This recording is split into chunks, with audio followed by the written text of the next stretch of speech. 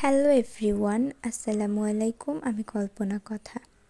আমাকে প্রায় সবাই বলে যে রান্নার রেসিপি বানাইতে পারিস না। সত্যি কথা বলতে আমি তো রান্নাই পারি না, রান্নার আর রেসিপি দেবো কি? তারপরে ভাবলাম সবাই যেহেতু বলতেইছে কিছু না কিছু তো রান্না করে দিতেই হয়। তো মোস্ট ফেমাস একটা রেসিপি নিয়ে চলে আসলাম আপনাদের সামনে। আমার ফার্স্ট রান্নার রেসিপি নুডলস। আমার ক্যামেরাম্যানকে বলতেছি বল কোনটা নেব, ও বলে ফুপু লালটা নাও। এরপর সোজা চলে গেলাম রান্না করতে।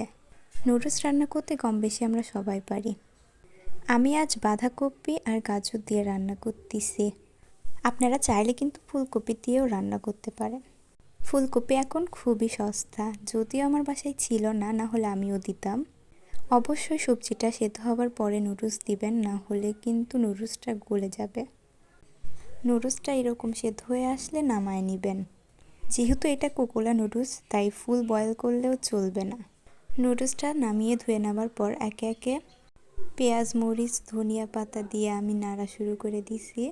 যখন পেঁয়াজটা একটু লালচে কালার চলে আসবে, এর মধ্যে ডিম দিয়ে দিবেন। ডিম না দিলে কিন্তু কোকোলা নুডলস একদমই ভালো লাগে না। তারপর এটা মিক্সড করে সুন্দরভাবে ভেজে নেবেন। এরপর ধুয়ে রাখা নুডলসটা দিয়ে দিবেন আস্তে আস্তে। আমার না খুবই হাসি পাচ্ছে যে নুডলসের রেসিপি, মানে যেটা সবাই পারে বানাইতে, সেইটাও নাকি শেখাচ্ছি আমি সবাইকে। এরপর ম্যাগি মশলা দিবেন, একটু নাড়াচাড়া করে দেন এটার ভিতর সস দিয়ে দিবেন। সসটা স্কিপও করতে পারেন, সমস্যা নাই। আমি একটু সুন্দরভাবে ডেকোরেশন করার জন্য একটা লেটুস পাতা ছিঁড়ে নিছি। শুধু লেটুস দিলে কি হয়, একটু সস দিয়ে ইমোজিও আঁকায়ে দিলাম যেন আরও বেশি সুন্দর লাগে। এই তো আমার ফাইনাল লুক। সবাই বলবেন কেমন হয়েছে।